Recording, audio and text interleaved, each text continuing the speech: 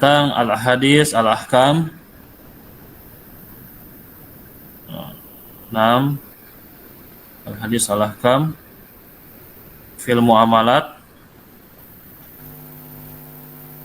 Al-mabhasul awal an ahadis munakahah. Fadhal.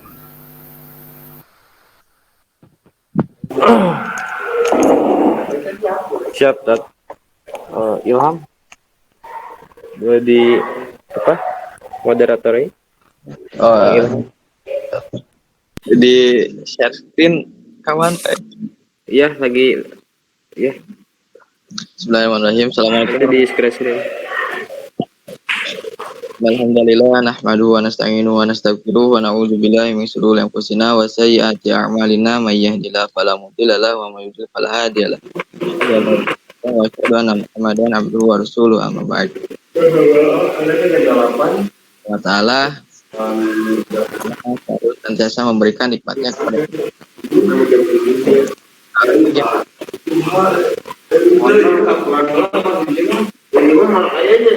Kembali di dalam forum Google Meet.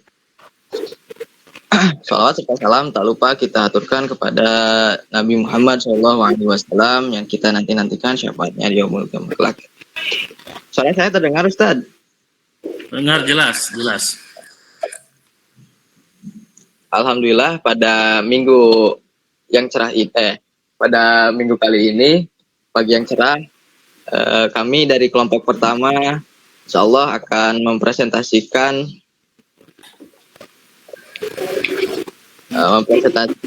makalah hadis ahkam fi muamalah dari bab pernikahan yang mana beranggotakan bahwa Adina Madani, Imam Haris, Rifki Firdaus dan juga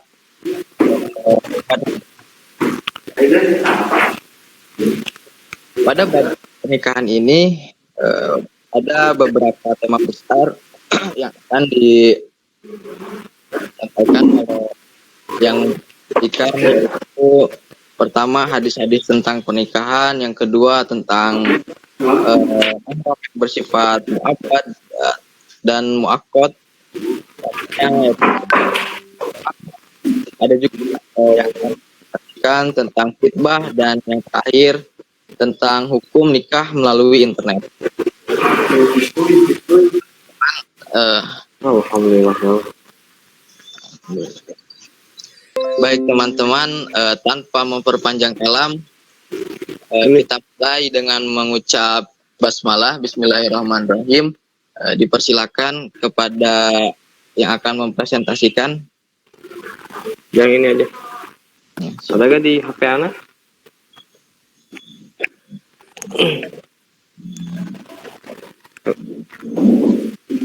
Kelihatan nggak Kang Ilham? Kelihatan kan? Ya? Kelihatan. Emang nggak? Ya, kelihatan. Ini Ustaz, tentang hadis-hadis tentang pernikahan kan sudah dibahas sama Ustaz. Jadi gimana Ustaz? Ya, tidak mengapa dipresentasikan lagi. Oh gitu. Ya Ustaz. Ya. Bismillahirrahmanirrahim. Assalamualaikum warahmatullahi wabarakatuh. Assalamualaikum warahmatullahi wabarakatuh. Hamdan wa syukurillah alladzi an'ama 'alaina bi ni'matil iman wa Islam. Asyhadu an la ilaha illallah wahdahu la syarikalah wa asyhadu anna Muhammadan abduhu wa rasuluh. Yang saya hormati Ustadz yang telah memberikan kesempatan kepada kami, yang telah mempercayakan kepada kami untuk bisa mempresentasikan mengenai pembahasan mengenai tentang bab nikah, bab pernikahan yang mencakup 5 pembahasan. Yang pertama mengenai hadis-hadis tentang pernikahan. Mungkin mengenai pembahasan tentang hadis-hadis tentang pernikahan ini sudah dijelaskan oleh Ustadz. Mungkin saya hanya menjelaskan ulang atau memperkuat kembali. Baik teman-teman sekalian, mempersingkat waktu. Yang pertama mengenai hadis-hadis tentang pernikahan. Rata-rata di dalam kitab fikih, terutama Bulughul Maram, ketika membahas mengenai pernikahan, hadis ini yang selalu dinomorsatukan, yaitu mengenai perihal bagi orang muda apabila dimampukan untuk bersegera menikah. Hadis tersebut berbunyi, An Abdullah bin Mas'ud radhiyallahu anhu qala lana Rasulullah SAW berkata kepada kami, kata Ibnu Mas'ud, ya ma'syarus sabab, wahai para pemuda, man istata'a minkumul ba'ah, apabila kalian mampu al-ba'ah, secara finansial maupun secara fisik untuk bisa menikah, falyatazawwaj, maka menikahlah. Fa innahu agaddu, karena sungguhnya dengan menikah tersebut bisa menundukkan bil basar, pandangan, wa ahsanu lil fard, menjaga kemaluan, wa malam yastati', dan apabila kalian tidak mampu, fa alaihi bisaum, maka atas kalian dianjurkan untuk saum, fa innahu lahu wijaun, karena sungguhnya dengan saum tersebut bisa menjadi tameng atau perisai. Muttafaqun alaih. Para hadirin sekalian, bisa kita lihat mengenai hadis tersebut, mengenai pembahasannya, mengenai penjelasannya. Rasulullah SAW memberikan petunjuk kepada para pemuda yang seharusnya untuk bisa menjaga diri dari keburukan semacam syahwatnya. Jadi karena para pemuda itu sangat tinggi syahwatnya, maka Rasulullah SAW menganjurkan apabila mampu untuk segera menikah. Bagi mereka yang memiliki biaya dan nafkah, maka ia harus menikah. Sedangkan mereka yang tidak punya biaya dan tidak mampu memberi nafkah istrinya, maka berpuasalah. Syekhul Islam berkata, kemampuan menikah yang dimaksud dalam hadis tersebut adalah kemampuan dalam hal biaya dan nafkah, bukan kemampuan dalam berhubungan badan. Sedangkan Imam As-San'ani lebih cenderung kepada kemampuan untuk berjima. Sabda Nabi, hendaklah dia berpuasa, merupakan anjuran untuk memperbanyak puasa. Puasa dijadikan sebagai pengendali diri karena dengan mengurangi makan dan minum bisa mengurangi nafsu syahwat. Jadi teman-teman sekalian, yang perlu kita garis bawahi mengenai penjelasan hadis tersebut bahwa pertama, anjuran Rasulullah SAW kepada para pemuda untuk bersegera menikah. Yang kedua, para ulama mengartikan al-ba'ah, kebanyakan para ulama mengartikannya sebagai kemampuan dalam hal biaya dan memberi nafkah. Kemampuan dalam hal biaya dan memberi nafkah. Tapi ada sebagian ulama juga yang mengartikan bahwa al-ba'ah adalah kemampuan untuk berjima. Kalau kita lihat mengenai penjelasan menurut ulama yang lain seperti Syekh Al-Fauzan di dalam kitab Syarah Bulughul Maram, bahwa lebih cenderung kepada mengenai pengertian al-ba'ah, lebih cenderung kepada mampu secara harta. Jadi mampu untuk memberikan biaya ketika menikah dan memberikan nafkah ketika menikah. Dan yang ketiga, bahwa hendaklah dia berpuasa. Maksudnya dengan berpuasa bisa menahan hawa nafsu atau bisa menahan syahwat. Karena dengan mengurangi makan dan minum, keadaan atau kondisi tubuh dalam keadaan lemas gitu. Jadi biasanya tidak ingin banyak melakukan aktivitas. Maka solusi yang paling terbaik ketika seorang pemuda yang mempunyai gejolak syahwat yang tinggi dan tidak mampu dalam hal biaya untuk menikah, maka dianjurkan baginya untuk berpuasa.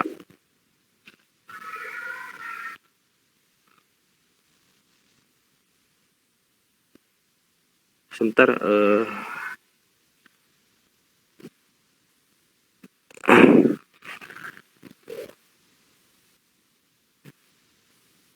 sebentar. Nah, hadis yang selanjutnya mengenai bahwa menikah itu merupakan sunnah Nabi SAW.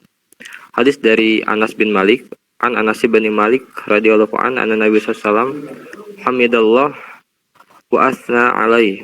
Rasulullah SAW memuji dan menyanjung Allah SWT wa qala, dan Nabi SAW berkata, lakinni ana usolli, akan tetapi aku sholat, wa anam, dan tidur, wa asum, dan saum, wa uftiru, dan berbuka, wa tazawwaju nisa'a, dan menikahi seorang perempuan. Faman rogiba an sunnati, barang siapa yang benci terhadap sunnahku, falaisa minni, maka dia bukan golonganku.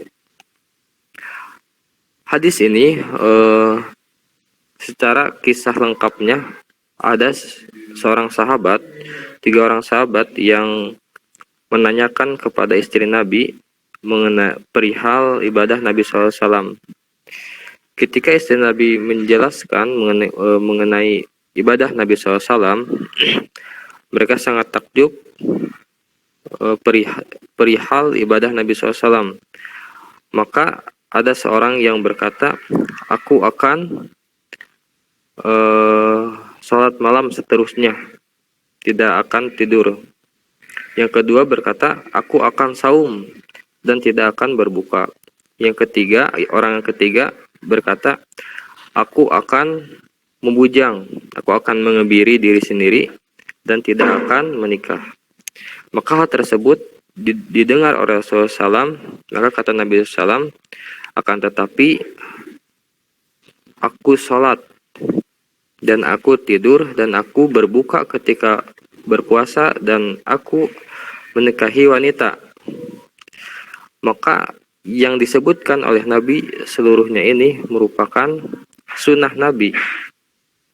Sunnah Nabi. Dan oleh Nabi SAW diperintahkan kepada kita untuk bisa mengikuti sunnah Nabi.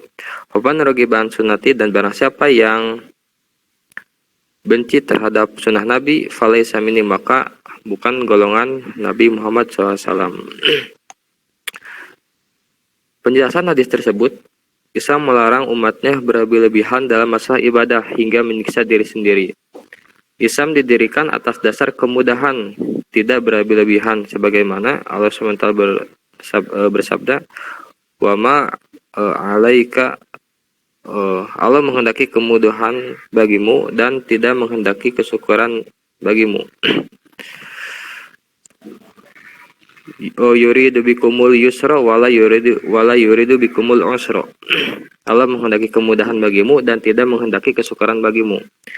Kebaikan dan keberkahan hanya dengan mengikuti sunnah Rasulullah SAW.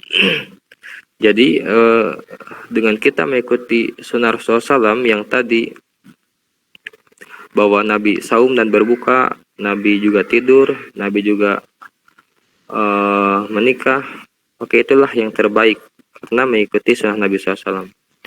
Bukankah yang terbaik bagi orang yang berpuasa agar berbuka sehingga akan kuat berpuasa lagi? Seseorang tidur untuk mengembalikan stamina tubuh dan menikah untuk memelihara pandangan dan kemaluannya. Jadi intinya dalam hadis tersebut bahwa menikah merupakan sunnah Nabi yang sangat dianjurkan bagi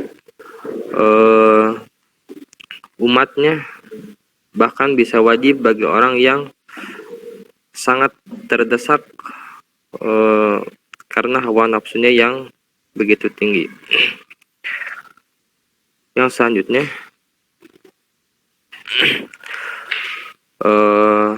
hadis dari Anas bin Malik juga, karena Rasulullah SAW ya'muru bil ba'ah.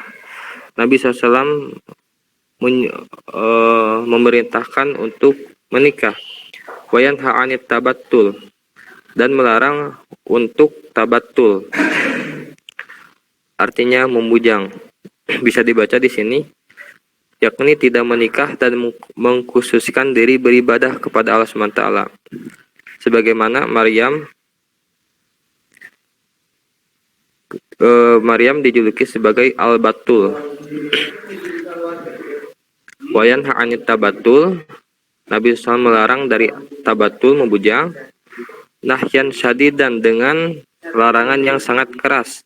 Wayakul, dan Nabi SAW bersabda, tazawwajul wadudal, menikahlah kamu sekalian dengan wanita yang al-wadud, yaitu wanita yang penyayang, karena dia mempunyai sifat-sifat baik, berakhlak baik, dan akan setia kepada suaminya.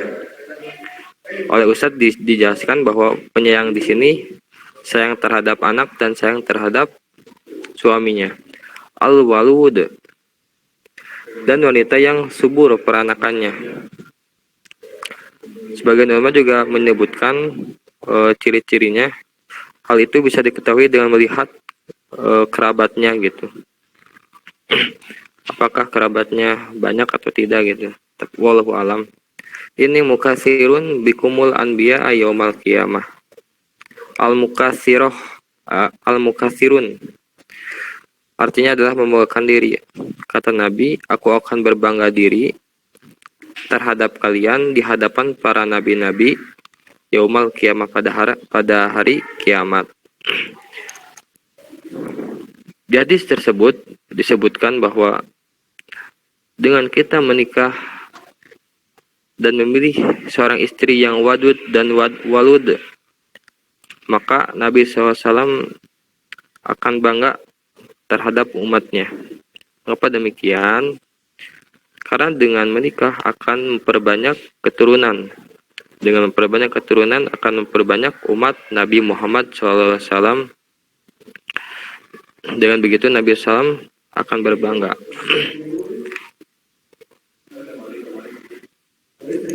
Yang selanjutnya, teman-teman sekalian, An-Nabi radhiyallahu anhu an Nabi sallallahu alaihi wasallam tunkahul mar'atu li arba'. Wanita dinikahi dengan 4 hal. Lima liha, karena hartanya, wali hasabiha, dan karena nasabnya, wali jamaliha, karena kecantikannya, wali diniha, dan karena agamanya. Fadfar bidadid-din, berilah yang punya agamanya, taribat cadak, maka engkau akan bahagia. Imam Nawawi berkata, makna hadis ini menyatakan bahwa laki-laki pada umumnya menyukai wanita karena 4 perkara tersebut, yaitu karena harta, nasab, cantik, dan agama. Karenanya, pilihlah wanita untuk dijadikan istri kalian atas dasar agamanya. Sabda Nabi, taribat jadak, artinya tanganmu akan menyentuh tanah karena kemiskinan dan kerugian. Ungkapan ini di luar kebiasaan yang diucapkan manusia dalam percakapan, dan bukan pula Rasulullah mendoakan seseorang untuk mendapatkan kecelakaan. Tapi yang dimaksud taribat jadak di sini adalah, maka engkau akan berbahagia karena memilih seorang wanita karena agamanya. Yang selanjutnya, idza khataba ilaikum man taradawna dinahu, dan apabila kalian meminang, man khataba ilaikum man taradawna dinahu wa khuluquhu fatazawwijuhu, yang diridhoi seseorang, dan apabila kalian idza khotoba ilaikum, apabila telah datang kepada kalian seorang yang lelaki, mantara dauna dinahu, yang agamanya diridhoi, maksudnya agama mempunyai ilmu agama, wa khuluquhu, dan akhlaknya juga diridhoi, maksudnya akhlaknya juga bagus, fataja wijuhu, maka terimalah pinangannya. Illa taf'alu, jika tidak berbuat demikian, maksudnya apabila ada seorang laki-laki yang meminang seorang wanita, agamanya bagus dan akhlaknya bagus, maka harus diterima. Apabila tidak diterima, takuna fitnatun fil ard, maka akan terjadi fitnah di bumi. Maksudnya kalau hadis tadi mengenai tentang memilih seorang istri dikarenakan empat hal. Kalau mengenai hadis ini mengenai seorang lelaki apabila meminang seorang wanita yang lelaki ini agama dan akhlaknya baik, maka oleh si wanita tersebut harus diterima. Kalau tidak, maka akan terjadi fitnah yang besar. Penjelasannya, anjuran untuk menerima lamaran lelaki yang soleh. Kalau tidak diterima, maka akan terjadi fitnah yang besar. Dulu ada seorang lelaki yang menemui Hasan al-Basri lalu berkata, aku mempunyai seorang saudari yang amat kusayangi dan banyak sekali orang yang ingin meminangnya. Bagaimana menurut Anda, siapakah yang mesti kupilih sebagai calon suami saudariku? Maka Al-Hasan menjawab, nikahkanlah saudarimu itu dengan seorang pria yang takut kepada Allah. Sebab jika pria tersebut mencintai saudarimu, ia akan memuliakannya, dan jika pria tersebut membenci saudarimu, ia tidak akan menjoliminya. Jadi maksudnya apabila memilih seorang lelaki, ketika ada yang akan datang kepada seorang wanita, maka pilihlah seorang lelaki yang agama dan akhlaknya yang baik. Lanjut, ini mengenai al-muharramat, al-mu'abbad, wal mu'aqqad. Pembahasan kedua yaitu mengenai orang-orang yang haram, al-muharramat, al-mu'abbad, yang diharamkan selamanya untuk dinikahi, wal mu'aqqad, dan diharamkan hanya sementara. Yang pertama, di antara halangan-halangan seseorang yang haram dinikahi yang selamanya telah disepakati oleh para ulama ada 3, yaitu yang pertama adalah nasabnya karena keturunan. Yang kedua ini karena pertalian kerabat. Yang ketiga karena sepersusuan. Sedangkan yang diperselisihkan ada 2, yaitu jina dan li'an. Maksudnya anak jina dan li'an. Yang ketiga, halang-halangan yang bersifat sementara ada 7. Yang pertama, halangan bilangan. Wallahu alam, ini yang buatnya bukan saya ya. Mungkin ini yang dimaksud seperti ipar ya, seperti ipar saudara istri, karena itu kan bersifat sementara. Yang kedua, halangan karena kafir. Ketika kafir haram dinikahi, ketika sudah masuk Islam maka boleh dinikahi. Yang ketiga, halangan ihram, yaitu ketika berihram haji. Maka hal tersebut ketika sedang berhaji maka tidak boleh dilaksanakannya pernikahan. Yang keempat, halangan sakit. Mungkin yang dimaksud sakit di sini adalah sakit yang parah ya. sakit yang parah. Yang seterusnya halangan ketika masa iddah. Meski masih dipersesikan atas segi kesementaraannya. Yang seterusnya halangan perceraian 3 kali bagi suami yang menceraikan. Karena ketika seorang suami menceraikan istrinya, maka suami tersebut tidak boleh menikahi istrinya kembali, kecuali ketika sudah istrinya menikah dengan orang lain dan bercerai, maka suaminya boleh menikah kembali dengan istrinya. Mungkin yang selanjutnya tentang sepersusuan ar-radha'ah. Secara singkatnya,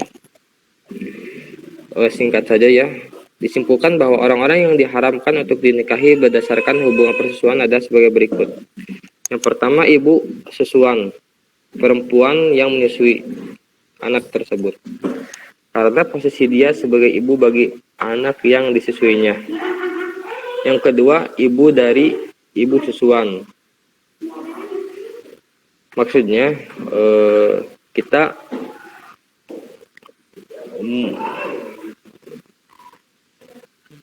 ibu dari ibu susuan karena statusnya sebagai nenek bagi anak yang disusui.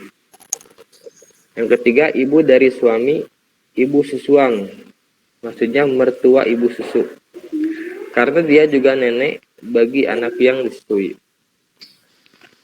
Yang selanjutnya, saudara perempuan ibu susu, karena dia itu menjadi bibi baginya. Selanjutnya, saudara perempuan dari suami ibu susuan, saudara perempuan dari suami ibu susuan. Yang selanjutnya, anak keturunan ibu susuan, baik dari pihak anak laki-laki maupun perempuan, maksudnya cucu dan seterusnya, karena mereka adalah saudara satu susuan. Begitu juga dengan anak-anak mereka. Jadi dari ibu susuan ke bawahnya, yaitu tidak boleh dinikahi. Yang terakhir, saudara perempuan satu susuan, baik dari pihak ayah dan ibu susuan maupun dari salah satunya. Pembahasan ini diambil dari kitab Fiqh Sunnah ya, Said Sabiq. Yang selanjutnya mengenai khitbah. Hadis dari Jabir radhiyallahu anhu qala Rasulullah sallallahu alaihi wasallam, idza khataba ahadukumul mar'ata, apabila seseorang dari kamu ingin menghitbah seorang perempuan, fa ini istata'a, jika mampu, ayan duraminha, untuk melihat seorang perempuan tersebut, mayada'uhu, yang bisa menarik keinginan dari wanita tersebut ila nikahiha, sehingga ingin menikahinya, falyaf'al, maka lakukanlah. Dari hadis tersebut anjuran untuk menkhitbah, salah satu hikmahnya adalah karena dengan menkhitbah kita bisa melihat calon istri tersebut.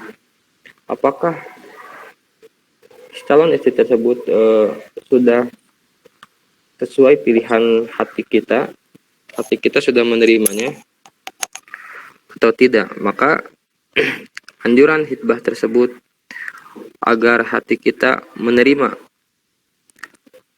dan mengetahui kondisi si istri tersebut.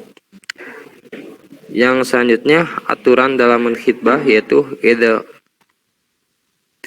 khataba ilaikum man taradawna dinahu wa khuluquhu fatazawijuhu illa taf'alu takun fitnatun fil ardi wa fasadun alid. Ini hadis yang tadi ya, yang sudah disebutkan bahwa apabila seorang lelaki datang untuk menkhitbah seorang perempuan yang diridhoi agama dan akhlaknya, maka terimalah. Jika tidak diterima, maka akan terjadi fitnah yang besar di bumi dan kerusakan. Yang selanjutnya, aturan dalam menkhitbah, bahwa kita tidak boleh menghitbah seorang perempuan yang berada di dalam hitbahan saudara semuslim kita.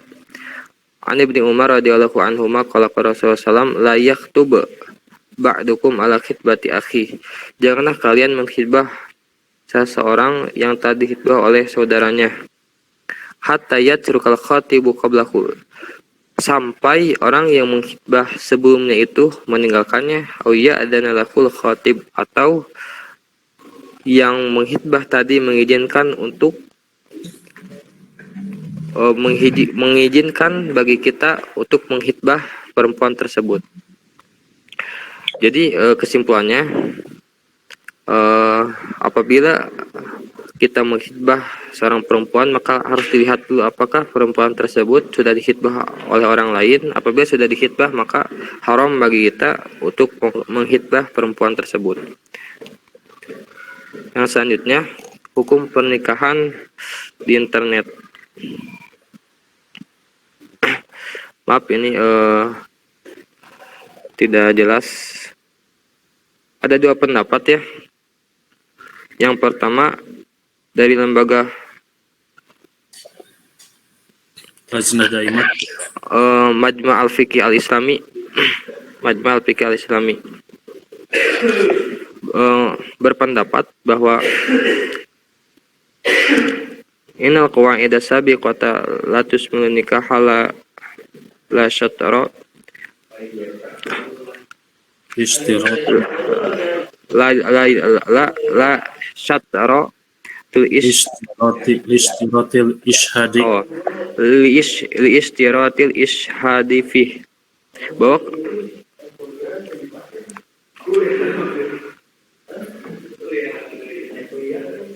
bahwa kaidah-kaidah tentang akad jarak jauh mengenai nikah di internet tidak berlaku untuk akad nikah karena disyaratkan harus ada saksi. Maksudnya di dalam makalah dijelaskannya secara lengkap. Ini hanya potongannya.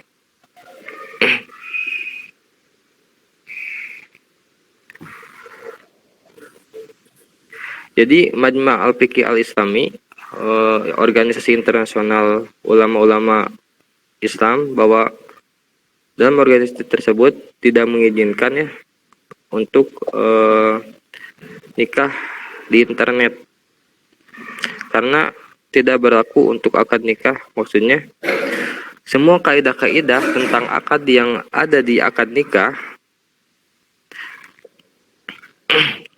ketika dilakukan secara online maka tidak berlaku.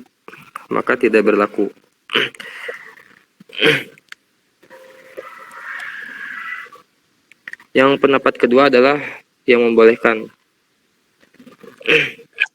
Maaf, yang pendapat yang pertama, alasan tidak dibolehkannya karena tidak satu tempat, tidak satu majelis, tidak satu tempat, sehingga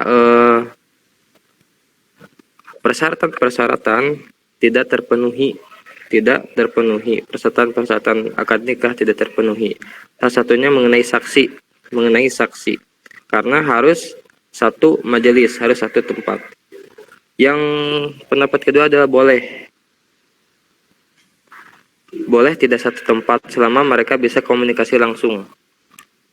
Selama saksi bisa memastikan bahwa orang yang bersangkutan adalah wali atau pengantin laki-laki dan dia yakin tidak ada penipuan dalam komunikasi jarak jauh ini dan semua dilakukan dengan lancar tanpa terputus, maka sudah bisa dihukumi satu majelis. Ini merupakan pendapat Dr. Abdullah Al-Jibrin dalam syarah beliau, yaitu Al-Umdatul Fiqih. Jadi untuk pendapat yang kedua lebih melonggarkannya, jadi membolehkan mengenai nikah online. Memilih pendapat yang kuat, wallahu alam ya, ini wallahu alam. Kita bisa melihat pertimbangan dalam fatwa Lajnah Daimah. Lajnah Daimah berpendapat sama dengan Majma' al-Fiqih al-Islamiyah. Mungkin kawan-kawan bisa melihat di makalah secara lengkap bahwa dalam masalah akad nikah harus dipastikan syarat dan rukunnya terpenuhi, karena konsekuensi akad nikah adalah masalah kehormatan dan kejelasan keturunan, sehingga saksi harus menyaksikan mereka berdua, wali dan pengantin pria, dalam waktu dan tempat yang sama. Karena itulah pendapat yang lebih benar dalam hal ini adalah pendapat jumhur, bahwa akad nikah melalui alat komunikasi jarak jauh tidak diperkenankan. Wallahu alam. Mungkin bagi kawan-kawan yang belum jelas bisa membaca di makalah ya, insya Allah lengkap di makalah. Dalam presentasi ini mungkin secara kesimpulannya saja. Wallahu alam bisawab. Mungkin itu Ustaz yang dapat saya disampaikan. Baik, terima kasih Kang Rifki selaku yang mempresentasikan makalah. Ya, teman-teman, bagi yang masih bertanya-tanya tentang materi yang telah disampaikan, silakan ditanyakan ataupun ada kritikan dan saran tentang penulisan apapun itu, dipersilakan. Baik, ini makalahnya cukup bagus ya. Hanya sedikit terkait penyusunan saja. Sebetulnya terkait makalah itu S1 itu hanya berlatih untuk menyusun bagaimana menulis, bagaimana cara membahasakan dengan bahasa sendiri terkait beberapa pendapat terkait hadis-hadis yang sudah disusun oleh para ulama. Kemudian S1 belajar bagaimana menyusun secara maudhu'i ya. Maudhu'i itu secara tematik. Konsep itu menyusunnya di HP jadi susah secara tematik gitu. Secara maudhu'inya susah gitu. Kenapa tadi ya? Kan saya bagian yang menyusunnya gitu. Teman-teman yang pembahasan. Laptopnya ini. Apuan Ustaz. Ya, ya tidak apa-apa nih. Nanti jadi biasakan cukup bagus sih kalau segini di HP cukup bagus begitu. Soalnya kalau Anda sendiri tidak bisa kalau di HP gitu ya. Pasti harus menggunakan laptop gitu. Nah, jadi S1 itu meskipun pembahasan ini sudah Anda bahas, tapi tidak mengapa disusun lagi oleh kalian. Karena S1 itu hanya belajar menyusun, belajar bagaimana membahasakan suatu materi, suatu tema atau suatu bahasan dengan bahasa kalian sendiri begitu kan. Nah, itu fungsinya adanya makalah dan adanya tugas. Tugas-tugas makalah ini sengaja S1 itu pasti akan ditugaskan dengan beberapa makalah untuk membiasakan. Karena untuk S2 nanti baru penelitian. S2 penelitian, S3-nya penemuan nanti begitu. Jadi S1 harus benar-benar banyak sekali menulis dan cukup dengan menukil saja tidak mengapa. Nukil seperti tadi menukil dari Lajnah Daimah, menukil dari Kitab Bulughul Maram hadis-hadisnya dan beberapa kitab hadis yang lain begitu.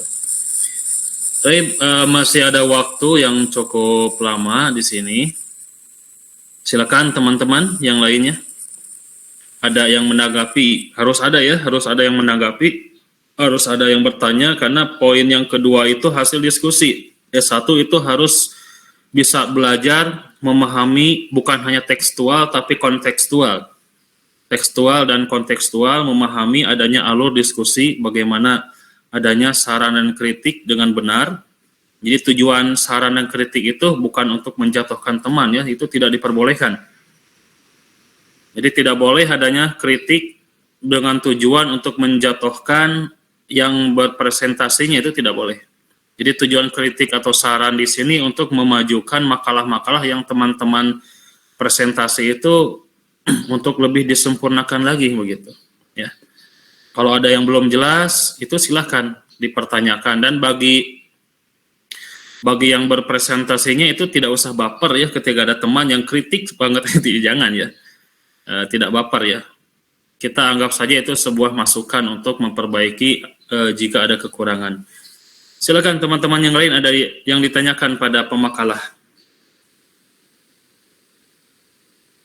Yang bertanya juga dapat nilai ya. Yang bertanya ada nilai khusus.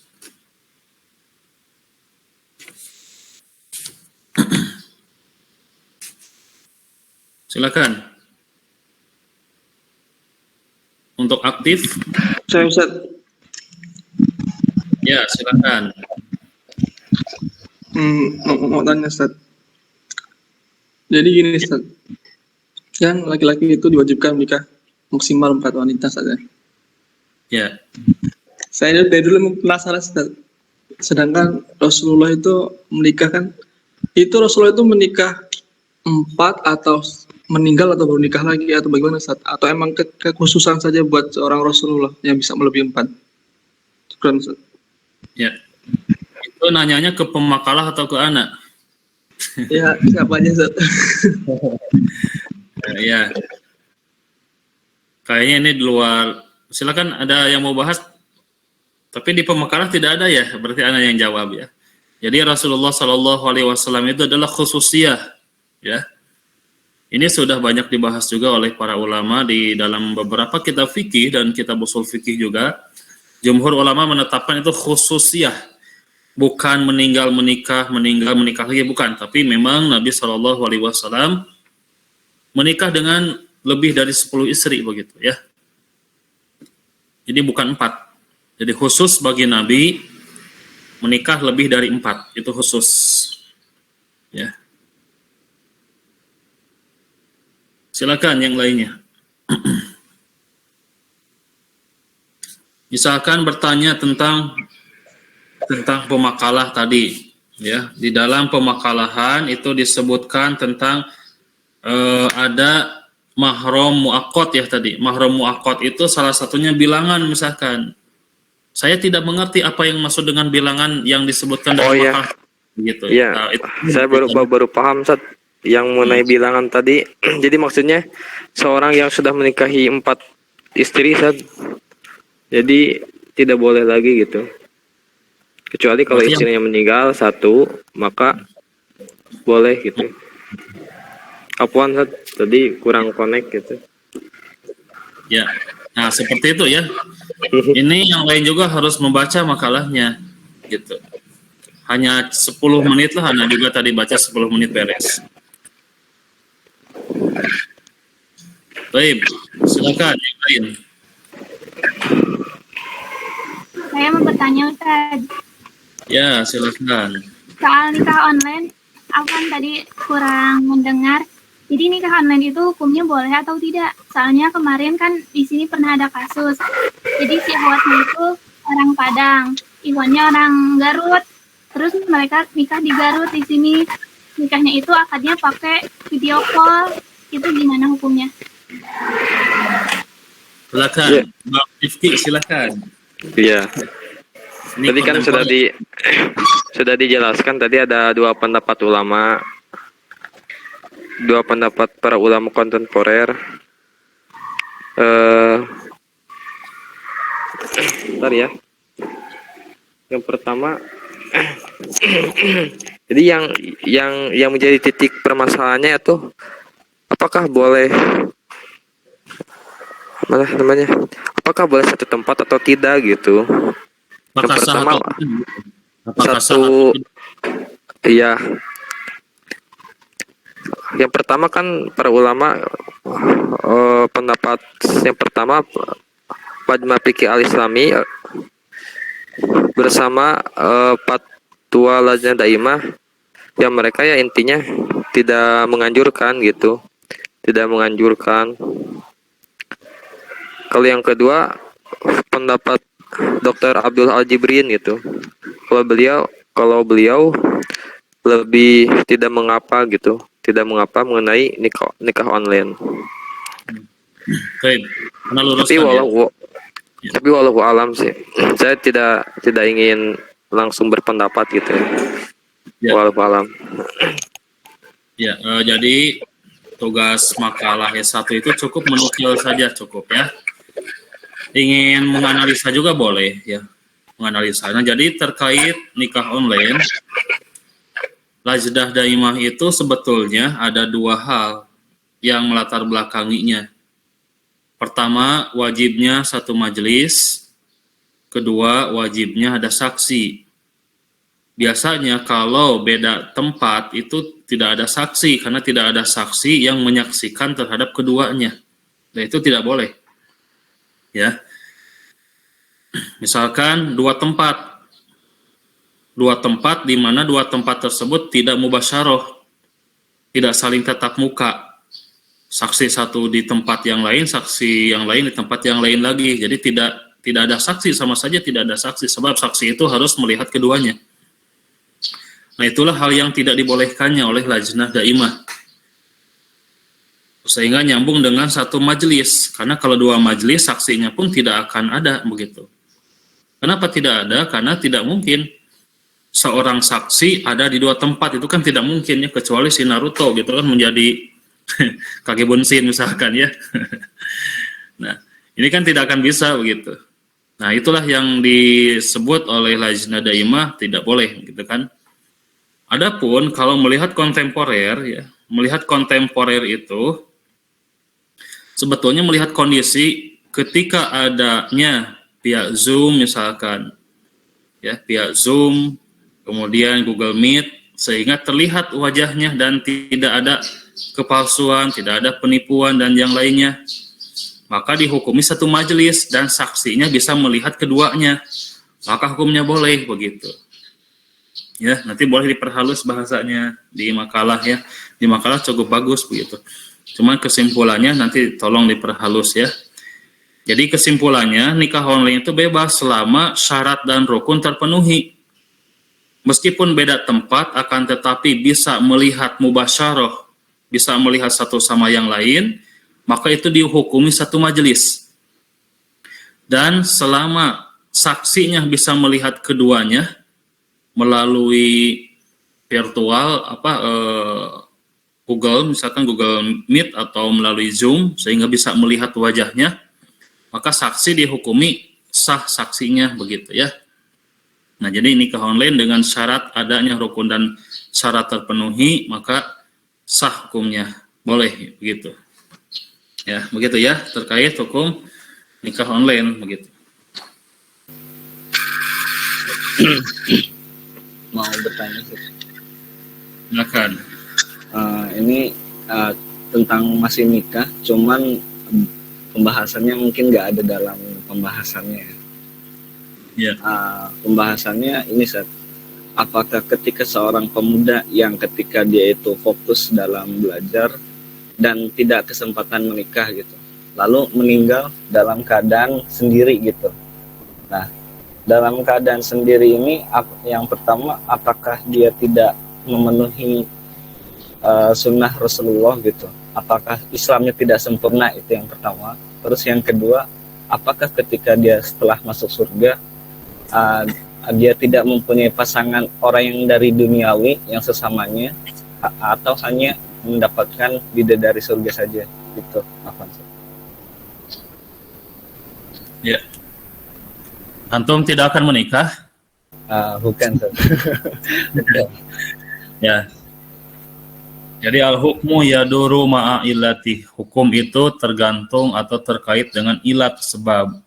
Ketika ada seseorang yang fokus belajar, lihat sebabnya.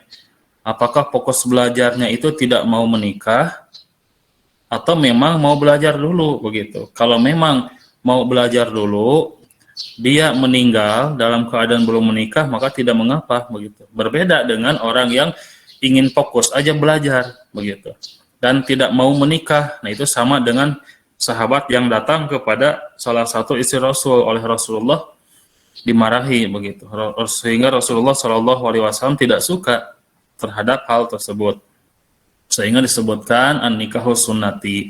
Nikah itu merupakan sunnahku. Sunnah di sana bukan berarti hukumnya sunat, bukan. Hukumnya tetap wajib. Sunnah di sana dalam artian sunnah jalan Islamku. Jadi Islam itu harus menikah begitu. Nah, kemudian bagi seorang atau seseorang yang belum menikah, baik itu anak kecil yang masuk surga atau siapapun yang belum menikah kemudian meninggal, otomatis di surga itu tidak akan diberikan istri dari dunia, tidak akan Gitu. Kenapa? Sebab dia tidak punya pasangan. Maka bagi orang-orang tersebut tetap akan Allah berikan pasangannya berupa bidadari-bidadari begitu ya. Jadi berikan pasangan berupa bidadari. Itu bagi yang belum menikah. Nah, begitu ya. Ustad. Ya, Kan ini ada dari makalah kan ada wa min kulli syai'in khalaqna zawajaini la'allakum tadhakkarun. Dan segala sesuatu kami ciptakan berpasang-pasangan agar kamu mengingat kebesaran Allah. Kan itu Ustaz.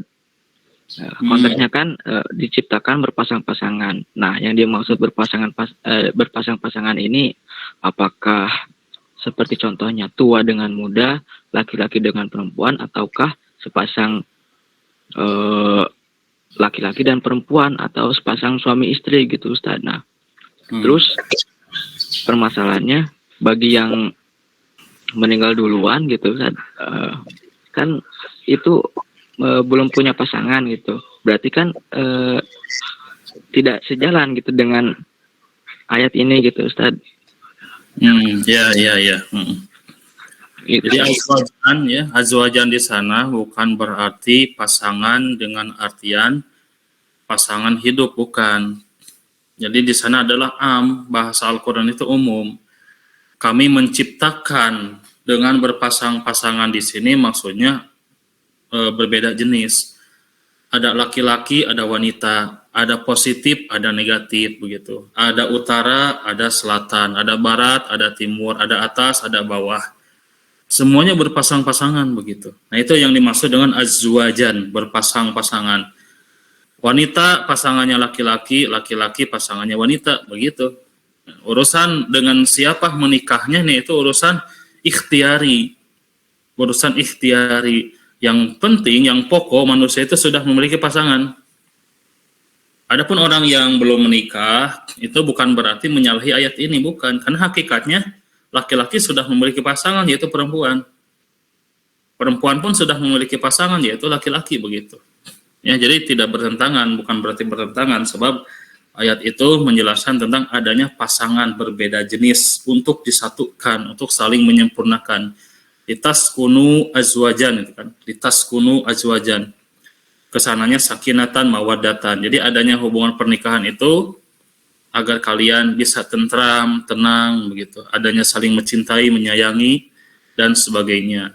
Jadi itu yang dimaksud dengan pasangan. Orang yang meninggal belum menikah bukan berarti menyalahi, bukan.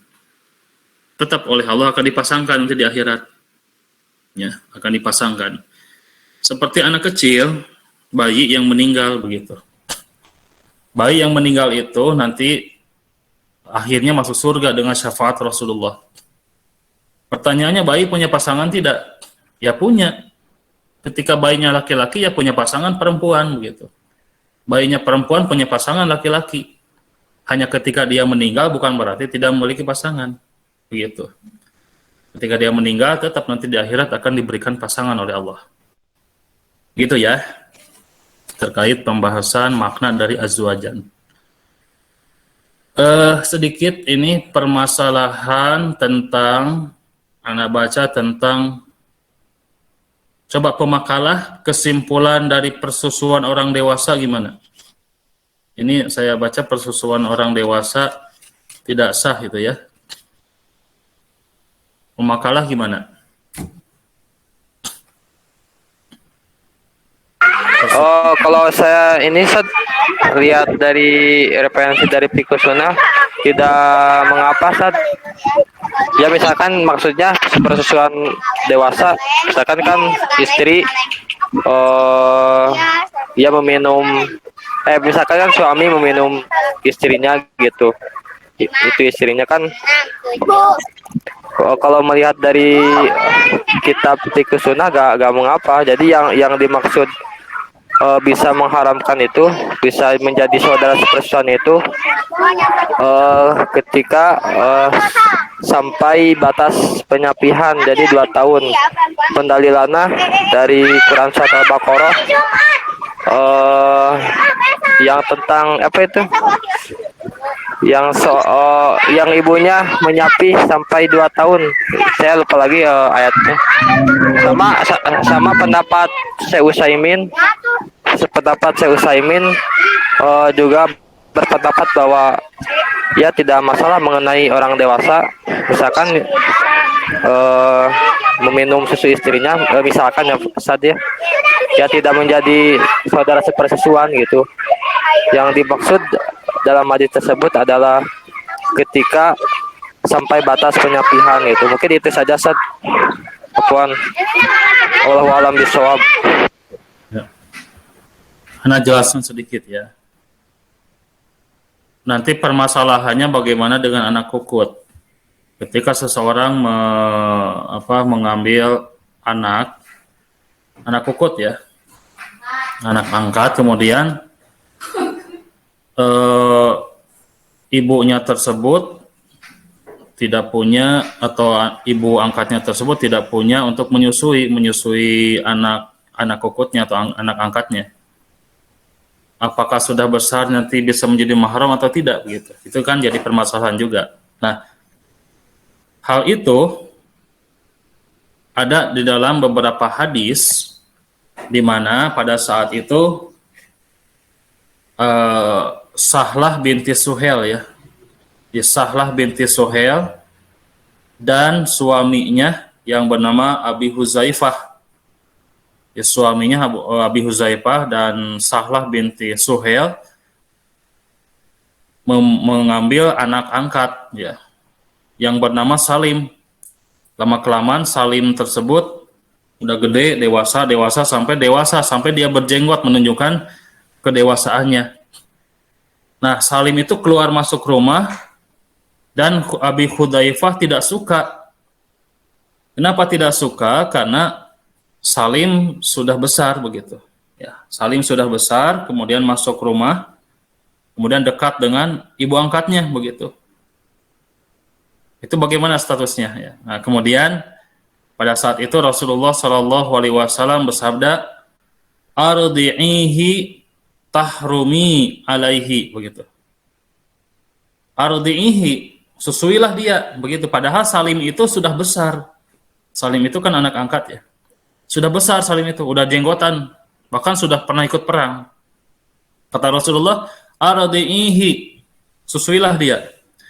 Qalat, kemudian Sahlah berkata, ibu angkatnya berkata, "Wa kaifa ardi'uhu wa huwa rajulun kabirun?" Ya Rasulullah, bagaimana aku bisa menyusui Salim padahal Salim itu sudah besar begitu, ya, sudah bujang, sudah jenggotan begitu. Fatabassama Rasulullah sallallahu alaihi wasallam. Kemudian Rasulullah sallallahu alaihi wasallam tersenyum begitu. Rasulullah tersenyum. Wa qala qad alimtu annahu rajulun kabirun. Kata Rasulullah sallallahu alaihi wasallam, aku pun tahu bahwa Salim itu sudah besar, sudah jenggotan gitu. Tahu. Nah, kemudian di dalam konteks teks hadis yang lain disebutkan, maka susuilah dengan memakai bejana begitu. Dengan memakai gelas minimal 5 kali persusuan, 5 gelas atau 5 kali ya, 5 gelas, ada yang menyebutkan 5 kub, 5 gelas, ada 5 kali persusuan. Maka dengan 5 kali persusuan tersebut sah menjadi anak angkatnya. Nah, di sini pun Rasulullah menjelaskan dengan kalimat ardi'ihi tahrumi alaiki. Maka susuilah dia. Susuilah Salim meskipun sudah besar. Maka Salim akan menjadi mahrammu begitu. Sehingga Hudzaifah tidak akan ada merasa cemburu lagi begitu. Nah, hadis ini menjadi takhsis ya, khusus. Jadi kesimpulannya tentang mahram sesusu pada dasarnya menetapkan berlaku hanya untuk bayi 2 tahun ke bawah umurnya. Yang kedua, persusuan itu menjadi mahram, sifatnya mengenyangkan, bukan hanya sekedar memberi susu, bukan, tapi sifatnya mengenyangkan si bayi sehingga menumbuhkan tulang dan daging. Yang ketiga, yaitu sifatnya bukan hanya mengenyangkan saja, tapi sifatnya banyak susunya begitu. Minimal 5 kali persusuan, ya. 5 kali persusuan, maka itu menjadi mahram. Adapun yang sudah besar, yang 2 tahun, yang 2 tahun itu tidak menjadi mahram kecuali ada sebab. Sebabnya seperti sebab sahabat Salim sebagai anak angkatnya Sahlah dan anak angkatnya Abi Hudzaifah. Di sana kan Salim sudah besar. Nah, Salim waktu itu belum disusui karena Sahlah tidak punya air susu begitu. Ya, bisa kegambar maksudnya ya. Jadi mengangkat anak yang bernama Salim, pada saat itu Sahlah belum punya air susu. Lantas apa yang mau diberikan begitu kan? Kan tidak mustahil ya, punya anak angkat kemudian tidak punya air susu begitu. Nah, kemudian lama kelamaan Sahlah mengandung, kemudian punya anak lagi. Pada saat itu otomatis keluarlah air susunya. Nah, pada saat itulah diberikan air susunya kepada Salim. Padahal Salim sudah dewasa begitu ya.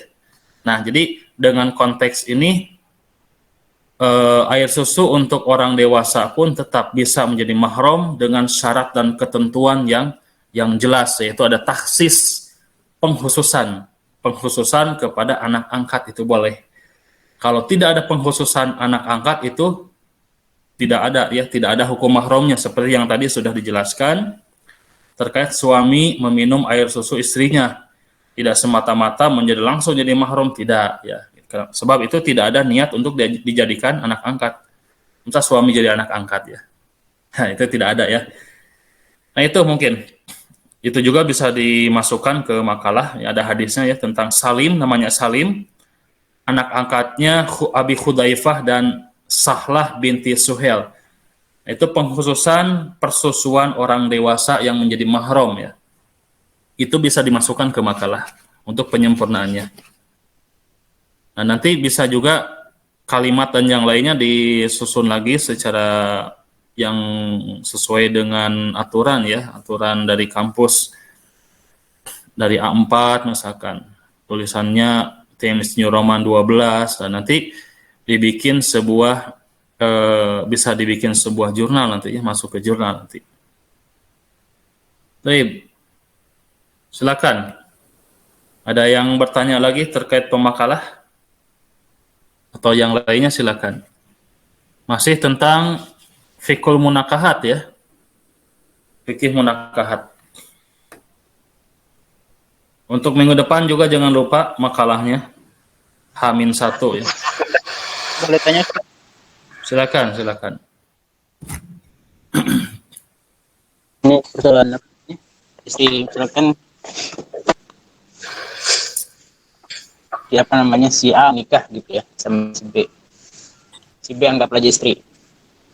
Terus kemudian nikahnya baru menginjak usia 20 tahunan misalkan. Istrinya itu meninggal terus. Nah, ini misalkan bagi orang-orang istrinya udah meninggal duluan ini yang kemudian menikah lagi, apa kira-kira kemudian nanti setelah kita berkumpul di sana misalkan ya Ustaz, apakah nanti ini dia punya masih hak masih ada hak keikatan gitu, keikatan itu pernikahannya itu atau gimana itu Ustaz? Ya.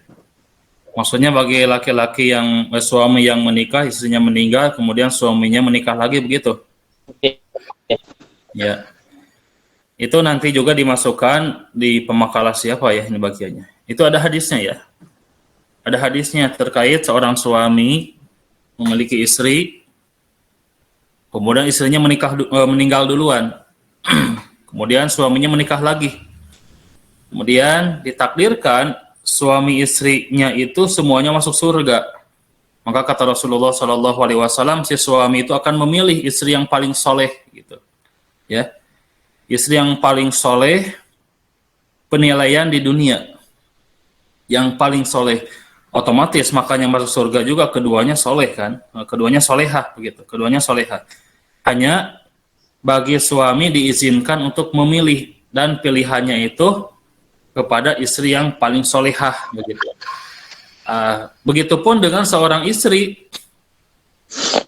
Ya, begitupun dengan seorang istri. Seorang istri menikah dengan suaminya meninggal duluan, Kemudian istri tersebut menikah lagi. Ditakdirkan semuanya masuk surga. Maka istrinya itu akan memilih suami yang paling soleh begitu. Dan bagi istri atau suami yang tidak memiliki pasangan, oleh Allah tetap akan dipasangkan nanti di surga dengan wildanu mukhaladun atau dengan bidadari. Nah itu ya, hadis-hadisnya itu ada. Nanti bisa dicari. Berarti Baik. Ustadz kalau misalkan istrinya ganda tadi ya Ustadz ya, berarti harus dipilih satu ya, nggak bisa pilih dua gitu ya Ustadz ya? Oh, nggak bisa. Ya, cuman gitu. satu ya. Jadi bolehnya 2, 3, 4 itu pun dengan syarat yang ketat. Nanti kita bahas ya, ada syarat yang ketat. Menikah lebih dari satu itu ada syarat yang ketat. Dan di akhirat itu tidak boleh. Tidak ada, bukan tidak boleh, memang tidak ada keterangan lebih dari satu. Semuanya satu pasangan ya. Semuanya satu pasangan. Ya. Baik, silakan yang lainnya.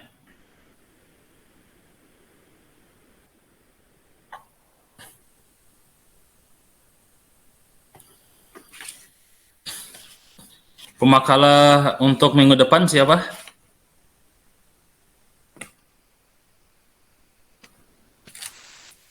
Saya Ustadz.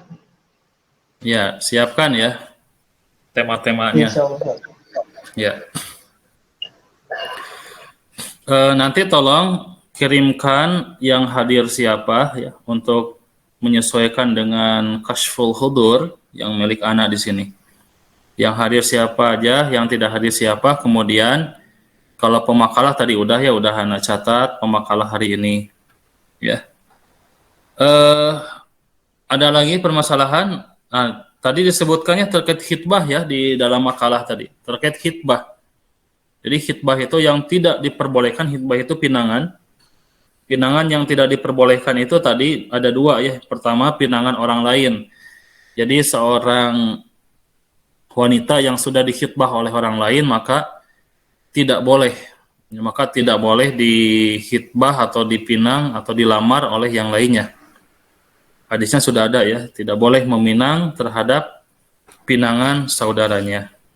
Kemudian masalah khitbah juga itu tidak boleh mengkhitbah, meminang, melamar wanita yang masih dalam keadaan iddah. Misalkan ada seorang istri tersebut dicerai atau istri tersebut suaminya meninggal, belum beres masa iddah kemudian dilamar, itu tidak boleh ya. Jadi ada dua ya yang tidak boleh itu.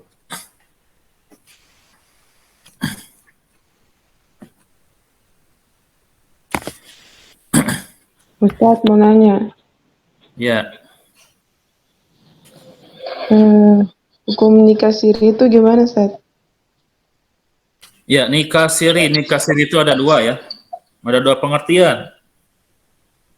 Siri menurut bahasa yang dikemukakan oleh para ulama itu nikah mut'ah. Jadi siri itu nikah mut'ah itu nikah siri. Itu tidak boleh haram. Namun bahasa ini berkembang di Indonesia. Di Indonesia nikah siri itu bukan nikah mut'ah. Jadi nikah siri itu nikah yang tidak terdaftar di KUA atau di pengadilan agama yang sudah ditetapkan oleh pengadilan di Indonesia, begitu. Itu namanya nikah siri. Sehingga tidak memiliki buku nikah, tidak ada. Hanya nikah siri itu sama dengan cukup syarat-syarat secara agama saja. Adanya saksi, adanya wali, mahar dan sebagainya, namun tidak terdaftar di kenegaraan, tidak memiliki bukunya, buku nikahnya. Nah, itu nikah siri. Nah, secara hukum nikah siri yang dinamai di Indonesia itu boleh hukumnya.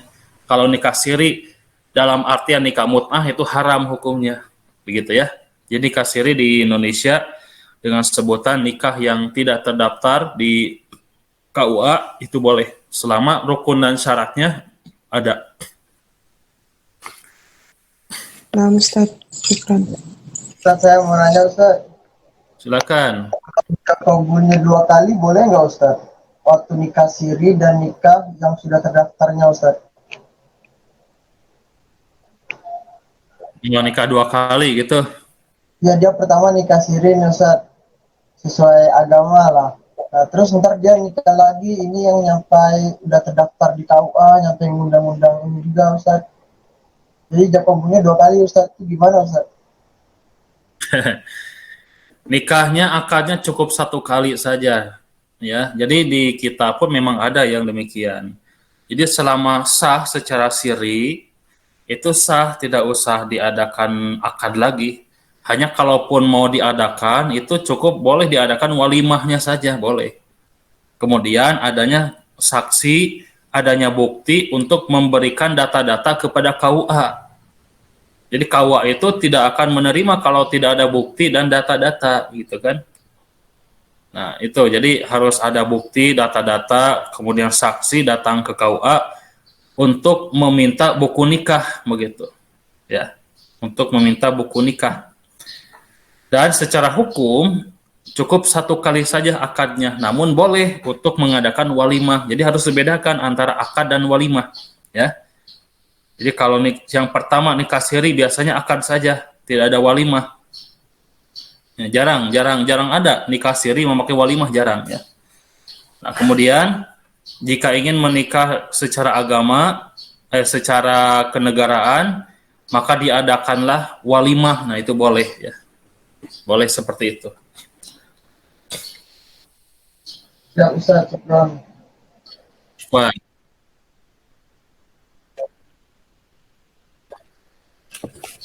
Ya, secara hukum akad yang kedua itu tidak mengapa, sebab yang pertama itu sudah sah, begitu. Ya. Yang pertama itu sudah sah. Kecuali pernikahan dalam keadaan hamil nanti, ya, itu jadi masalah. Ya, jadi banyak nanti. Banyak. Ini ada yang membahas tidak di makalah, ada ya? Pernikahan yang batal atau yang lainnya, nanti pernikahan ketika hamil, ya, MBA. Ya, MBA itu. Nah, itu nikah dalam keadaan hamil misalkan oleh orang tuanya dinikahkan, begitu. Karena ditakutkan tercoreng nama baiknya. Nah, setelah anaknya lahir dinikahkan lagi, nah itu harus seperti itu, ya, kalau itu permasalahannya. Tapi kalau permasalahannya tidak ada masalah apapun, ya tetap 1 kali akad itu sudah sah, begitu. Adapun mau melakukan akad lagi, ya itu tidak mengapa. Hanya secara hukum agama 1 kali akad pun sudah sah, begitu, ya. Afwan. Silakan yang lainnya.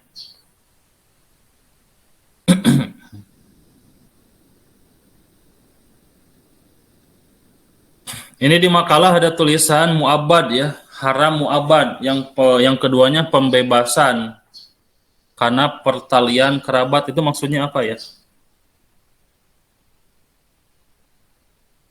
Yang mu'abbad itu, yang haram selamanya. Halaman 11. Di halaman 11.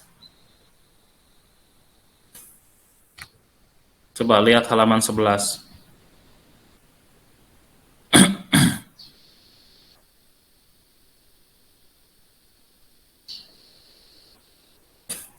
Di antara halangan-halangan selamanya yang telah disepakati ada 3, yaitu nasab, pembebasan karena pertalian kerabat, sesusuan. Itu maksud pembebasan karena pertalian kerabat apa, ya?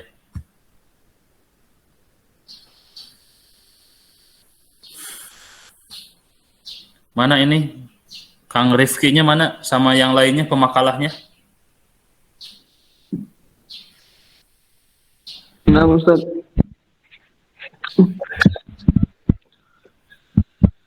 Ya. Apa Ustaz ya? Ya, halaman 11 itu. Oh, Di antara halangan selamanya. Muhammad merupakan adalah orang yang tidak boleh nikah selamanya, Ustaz.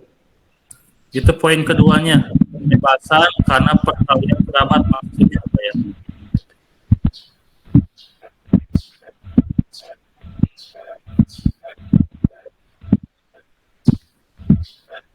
Poin kedua, coba lihat.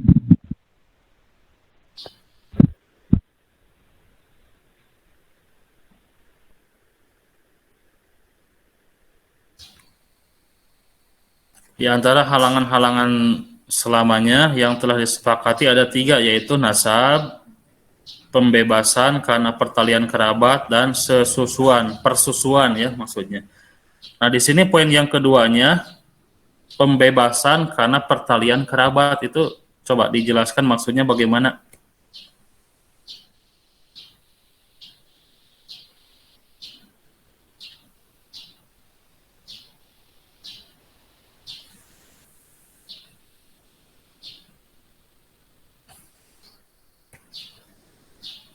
Mana ini tim pemakalahnya?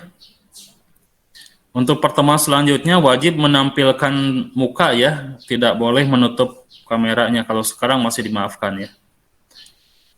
Pertemuan keempat itu wajib,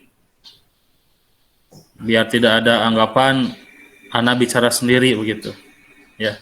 Ya, Ustaz. Tolong.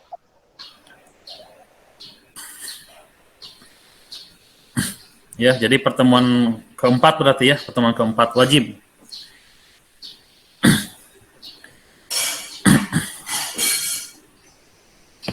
Baik, gimana jawabannya terkait poin yang kedua? Mana ini pemakalahnya? Tim pemakalahnya mana coba? Pembebasan karena pertalian kerabat itu gimana maksudnya? Coba diperjelas.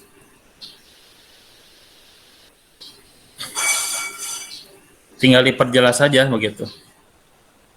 Karena kalau pendapat bebas, silakan kalian bebas menulis, bebas berpendapat, bebas menukil dari yang lain selama kalian bisa untuk mempertanggungjawabkan dan menjelaskannya, gitu kan? Boleh, silakan.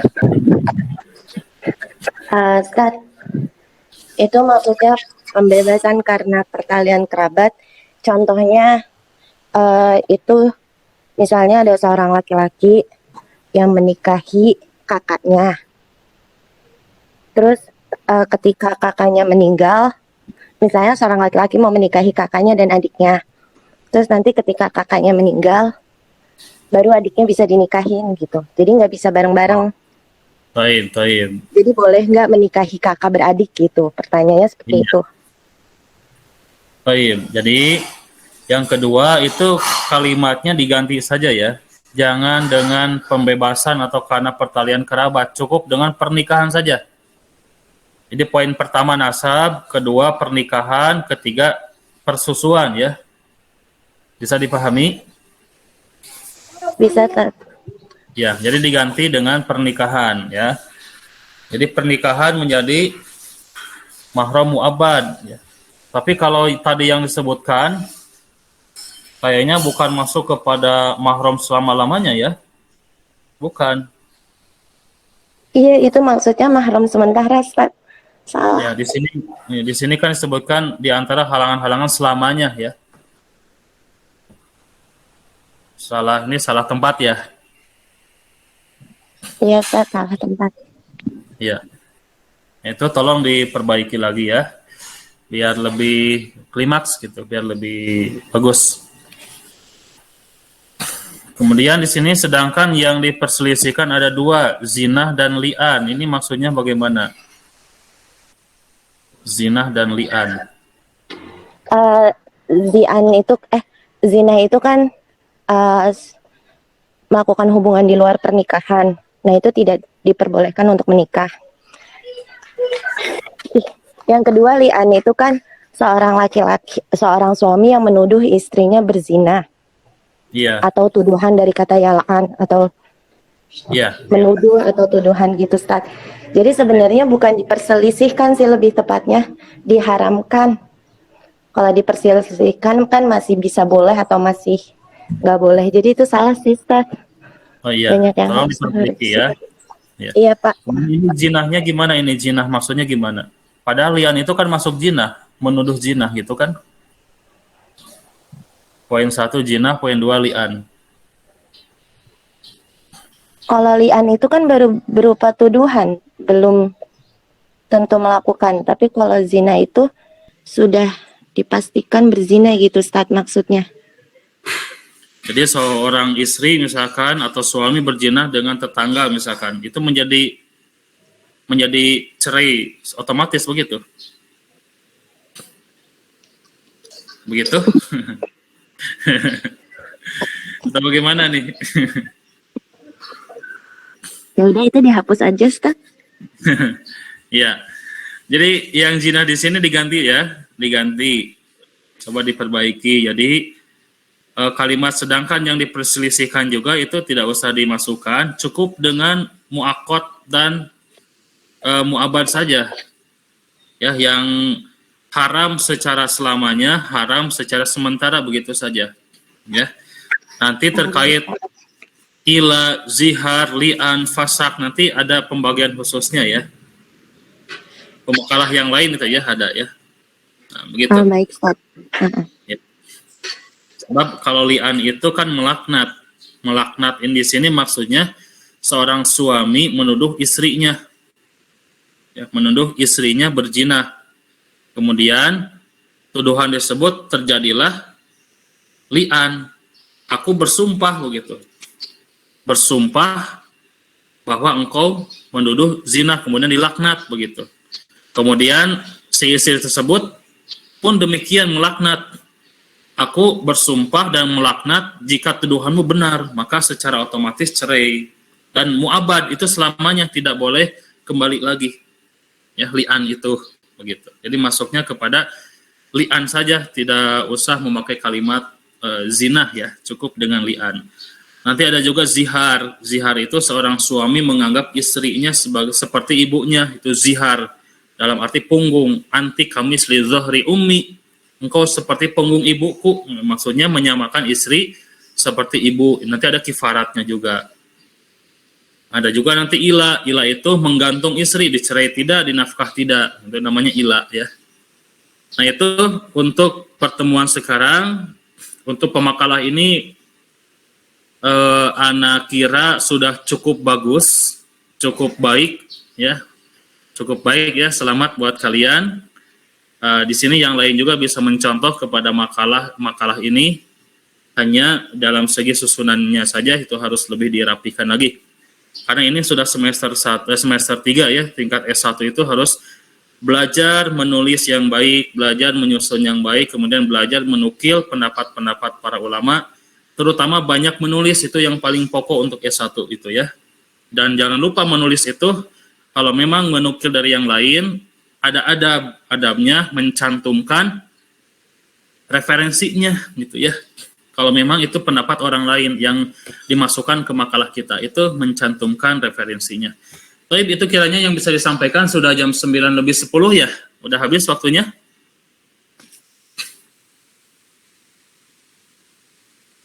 Waktunya sudah habis ya? Yes, Sir. Ya. Baik.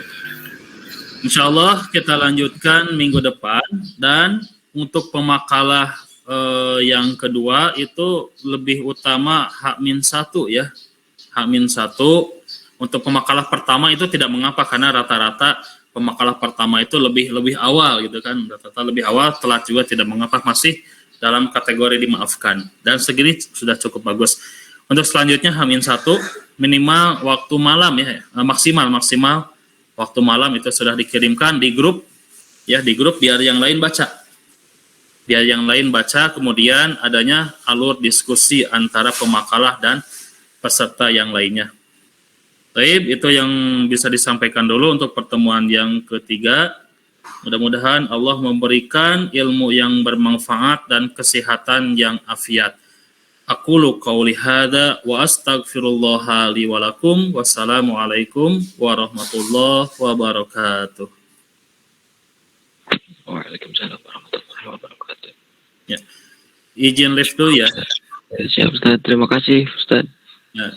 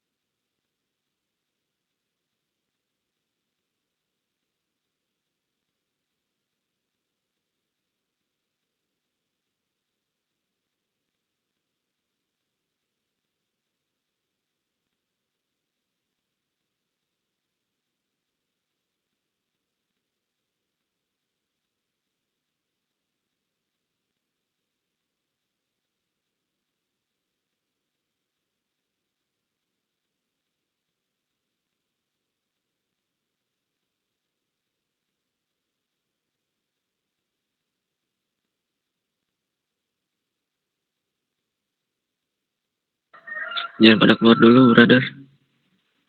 Bentar lagi dokter JJ masuk. Udah ada yang keluar. Assalamualaikum, Ustaz. Out in the flood, a shoulder for